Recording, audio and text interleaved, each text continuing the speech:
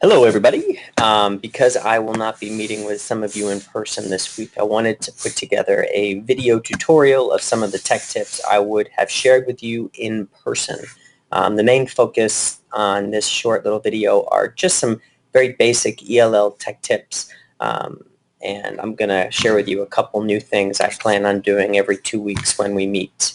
So let me get set up in presentation view. So we're going to do a quick little check-in. That'll be part of the Google form I send with you.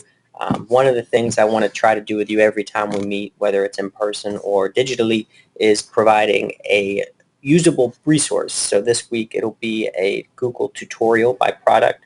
I'm going to be providing, one of the things I want to start doing too is providing some Google Chrome tips every week. One app, one extension, and I'll share those with you. And then the real main item I want to go over with you are some ELL EdTech tips to make your lessons a little bit more efficient and a little bit more helpful to your students. All right, so here is your usable resource. It is a one-page Google Doc that breaks down the different Google apps that we use on a regular basis. Some of you are probably very competent in some of these applications. Maybe others you need a little bit more help on. Nevertheless, these are some resources to make your life a little bit easier, whether it's a cheat sheet or whether it's these step-by-step image sites that show you how to use these products in more detail. I also have a link to the Spanish language version of these items in case you wanted to use them with your students. Something that's really cool is you can, if you click on the cheat sheets, you can change the language really to any language that Google uses. So whether it's French, whether it's Creole, a lot of different options there. But we work with a lot of Spanish-speaking students, so therefore I inserted Spanish. If I do see you in person, I will give you a paper copy of this so you can keep it by your desk in case you need it in an emergency. All right, so Chrome Store. So one of the things I want to start doing is providing you some Chrome Store extensions and apps to make your life a little bit easier. So the Chrome Store, I'm sharing you this presentation. You can click on the link, but you Google Chrome Store and you'll get there. My favorite app the last few months is something called Typing Club. Many of our students don't know how to type, and this is a fantastic application to help students learn how to type. It's very visual. The directions on how to, have your posture, where to place your hands, the lessons are really, really strong. It's a fantastic application for something that is completely free. Highly recommend it. Maybe something you can do with your advisory. You can do competitions to see who can type the fastest, who types with the least amount of errors. These are, it's a skill they're going to need for the rest of their life. Something else that's really fantastic. I was thinking about this mainly for teachers, but students can download this as well. Grammarly. Grammarly is an extension that's built into Google Chrome, so it's not something you've got to do separately.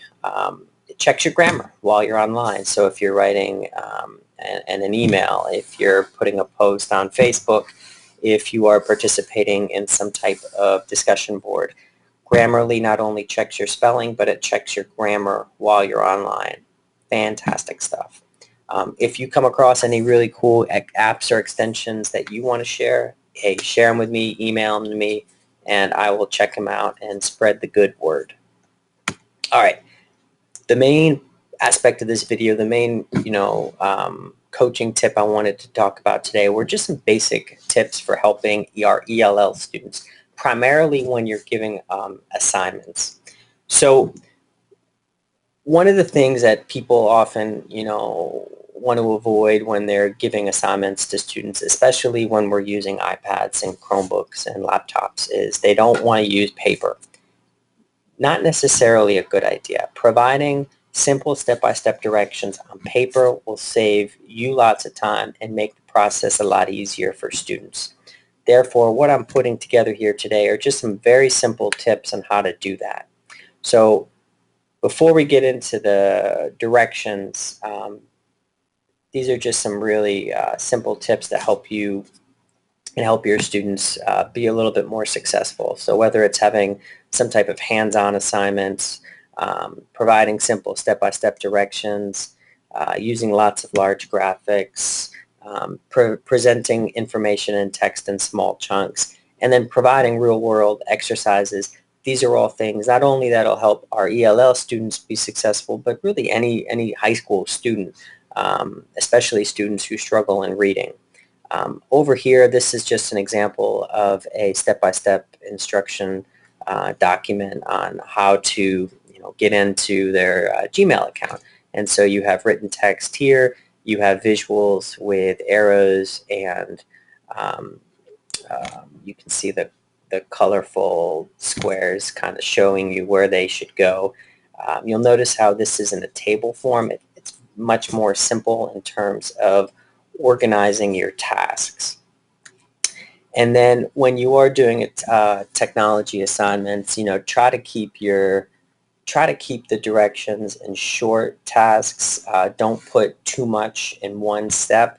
So you'll see here, very simple. Much of these steps can be done very quickly, especially students who are really struggling with the language. The shorter the steps, the shorter the tasks, the more successful they'll be. And that goes back to the whole idea of chunking information in text.